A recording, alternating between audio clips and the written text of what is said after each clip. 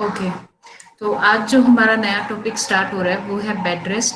Bed rest क्या चीज होती है? बेड रेस्ट है कि एक तरीके से आप रेस्टिंग फेज में आ जाते हैं, आप अपनी बॉडी को रिलैक्स करने के लिए आराम वाली पोजीशन में आते हैं, जिसमें इनमोबिलिटी आप बोल सकते हैं कि आप कोई भी तरीके से मोबाइल या मूवमेंट में नहीं रह रहे हैं, आप बिल्कुल रेस्ट फेज में है, कोई मूवमेंट नहीं कर रहे हैं। Bed rest also refer to as the rest cure. It is a medical treatment in which a person lies in bed for most of the time to try to cure on illness. ये वो चीज है जिसके अंदर हम लोग इसे rest cure भी बोल सकते हैं, क्योंकि ज्यादातर हमें कभी भी कोई बीमारी या कोई परेशानी होती है तो उसमें हमें टाइम दिया जाता है कि सर्टेन टाइम तक आप बेड रेस्ट करेंगे या आराम करेंगे, जिससे आपकी हीलिंग या आपकी बॉडी की रिकवरी जो है वो अच्छे से हो सकती है और आप जल्दी से ठीक हो सकते हैं। तो इसे आप या तो बेड रेस्ट बोल दो या फिर रेस्ट क्योर बोल सकते हो, क्योंकि इस टाइम के अंदर आपको बीमारी से निकालने के लिए आपकी बॉडी को रिलैक्सेशन दी जाती है, ताकि आप रिलैक्स रहोगे तो आप जल्दी ठीक हो जाओगे। इसे आप बेड रेस्ट बोलते हैं। Bed rest is bed is bed, ये माना जाता है कि जितना लॉन्ग आप बेड रेस्ट लेते हैं उसके कुछ साइड इफेक्ट्स भी आते हैं। वो साइड इफेक्ट्स हम लोग साइड इफेक्ट को आप कॉम्प्लिकेशंस मान सकते हो, तो वो कॉम्प्लिकेशन हम आगे फर्दर इसी सीरीज में देखने वाले हैं। बेड रेस्ट को आप इमोबिलाइजेशन भी बोल सकते हैं।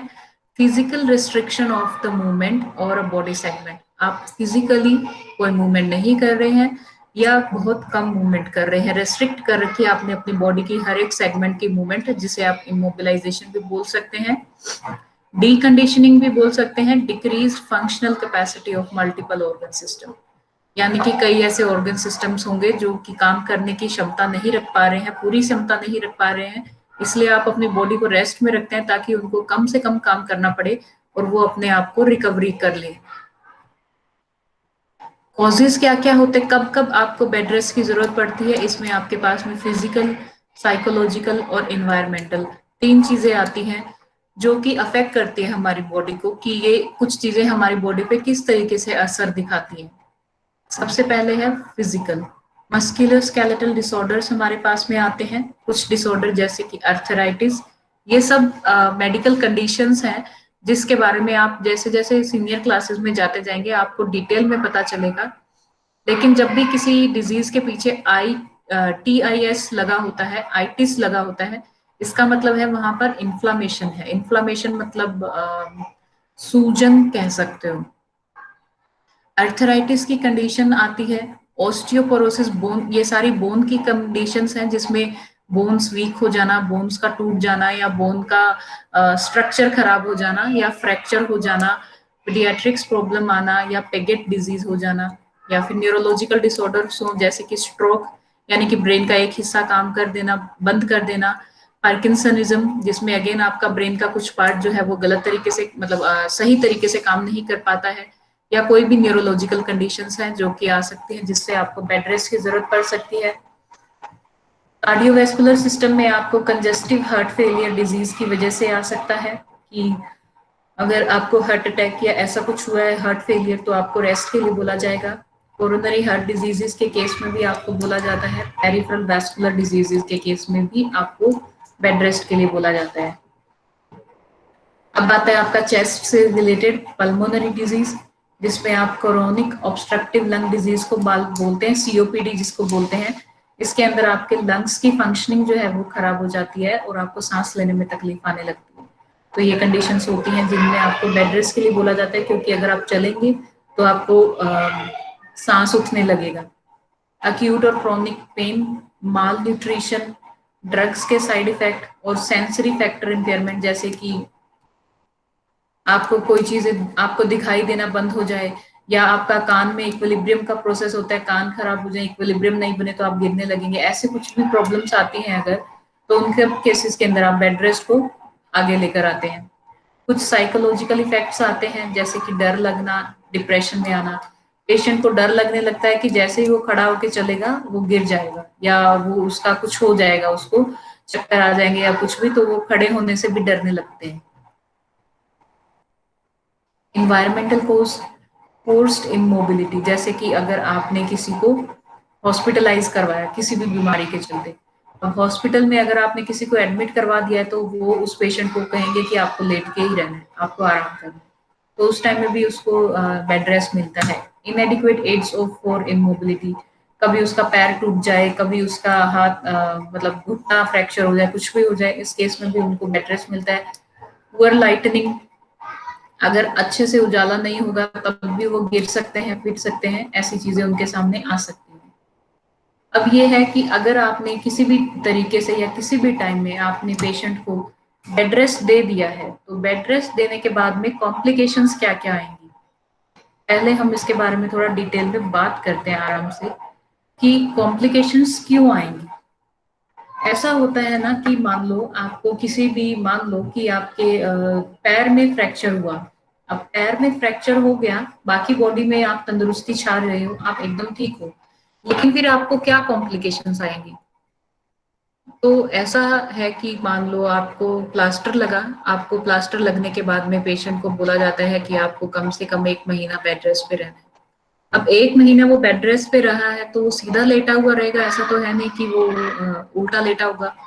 अब सीधा लेटे हुए की कंडीशन के अंदर वो सारा टाइम सीधा लेटा रहता है, एक पैर जो है वो उसका प्लास्टर में, उसको वो मूव कर नहीं सकता, दूसरे पैर को वो लेके जाए कहाँ, वो तो वहीं उसके बराबर में ही रहेगा, पोजीशन वो चेंज नहीं कर सकता।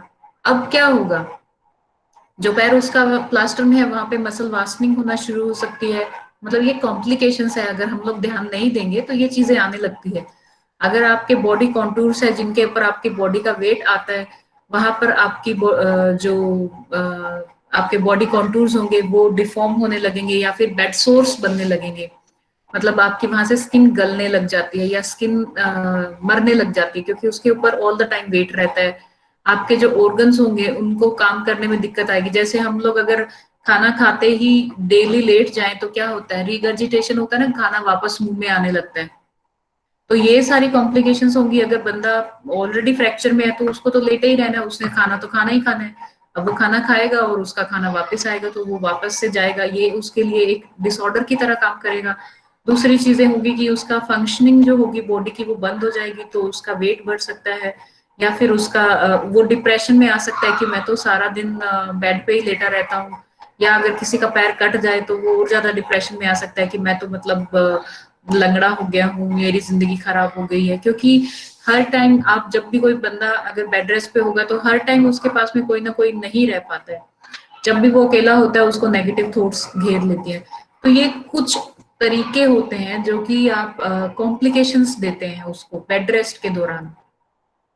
जबकि बेड रेस्ट दिया इसलिए जाता है ताकि वो अपने आप को रिकवर कर सके, कि अगर वो बॉडी की मूवमेंट और बॉडी फंक्शनिंग करता रहता है तो हर एक ऑर्गन को प्रॉपर टाइम नहीं मिलता अपनी रिकवरी के लिए। लेकिन अगर आप चाहें तो बेड रेस्ट ले सकते हैं और बेड रेस्ट से आप अपने बॉडी को कंप्लीट रिकवरी दे सकते हैं। लेकिन उसके साथ साथ में आपको कॉम्प्लिकेशंस पे भी ध्यान देना रखता है कि कैसे आप उन कॉम्प्लिकेशंस को दूर करेंगे। समझ रहे हो बात को, ये समझ में आ रहा है इतना? Yes ma'am. कोई प्रॉब्लम नहीं है ना इसमें? तो हम लोग कॉम्प्लिकेशन देखें। Yes ma'am. कॉम्प्लिकेशंस क्या क्या आ रही हैं? Decreased mobility and increase bed rest adversely affect almost every system of the body. अगर आपकी बॉडी के अंदर मूवमेंट नहीं होगी तो बेड रेस्ट आपकी बॉडी को अलग तरीके से अफेक्ट करेगा, जिससे आपके सभी सिस्टम पे असर पड़ता है, कार्डियोवैस्कुलर, पल्मोनरी, सभी सिस्टम पे। प्रोलॉन्ग्ड इनएक्टिविटी और bed rest has adverse physical and physiological consequences. अगर आपका बेड रेस्ट का टाइम पीरियड जो है वो काफी लंबा है, मतलब आप काफी टाइम तक अगर आप बेड रेस्ट रहते हैं, तो उससे आपकी फिजिकल एबिलिटीज जो होंगी उन पे असर आएगा। और जो फिजियोलॉजिकल एबिलिटीज हैं, जो आपकी शरीर के अंदरूनी हिस्सों के काम करने की क्षमता है, उन सब पर असर आता है। अब फर्स्ट, सबसे पहले किस चीज पर असर आएगा? स्किन पर असर आएगा। Pressure ulcer because of skin capillaries compressed between the bone and hard surface। आप बेड पे लेटे हुए हैं, आप सीधा लेटे होते हैं या सुपाइन में लेटे हैं या करवट लेके लेटे हैं या उल्टे लेटे हैं। ये 3 पोजीशंस होती है जब आपको बेड रेस्ट किया जाता है। उस बेड रेस्ट के दौरान क्या होगा कि आपके कुछ कुछ बॉडी कॉन्टूर्स पे प्रेशर आएगा। ये आप पहली पोजीशन देखोगे सुपाइन में, तो यहाँ पर 4 जगहों पर आपका प्रेशर आएगा। ऑक्सीपिटल यानी कि सिर के नीचे, ये स्टार लगाए हुए हैं सभी जगह पे, स्कैपुला पे, सैक्रम पे और हील्स पे, यहाँ पर प्रेशर आएगा और यहाँ पे अल्सर्स बनना शुरू हो जाएंगे।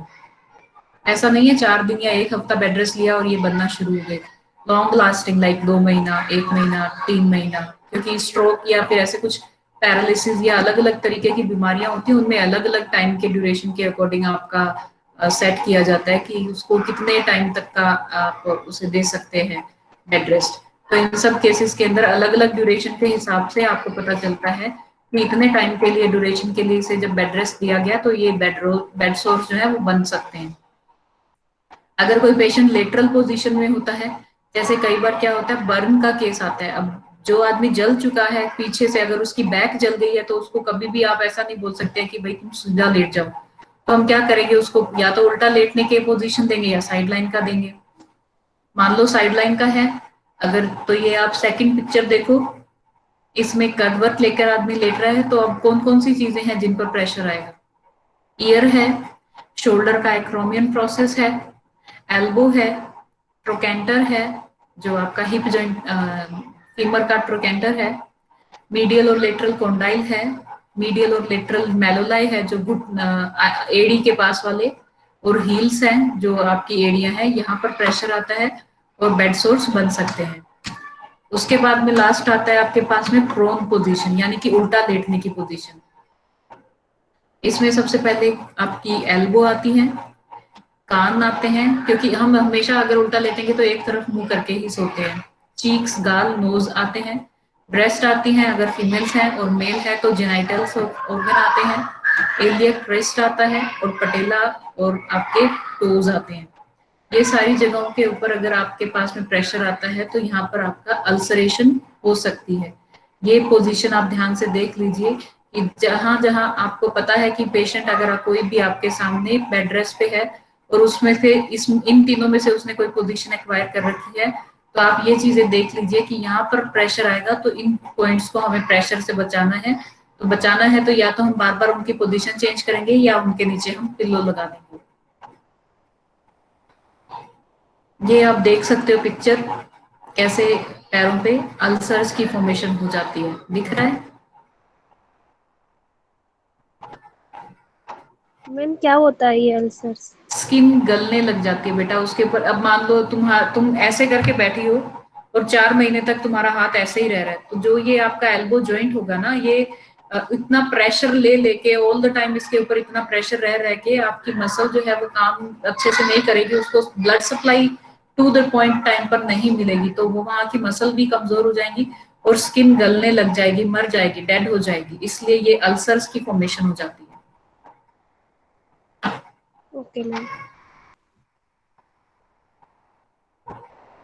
अब मस्कुलोस्केलेटल सिस्टम पे आप पे क्या फर्क पड़ता है,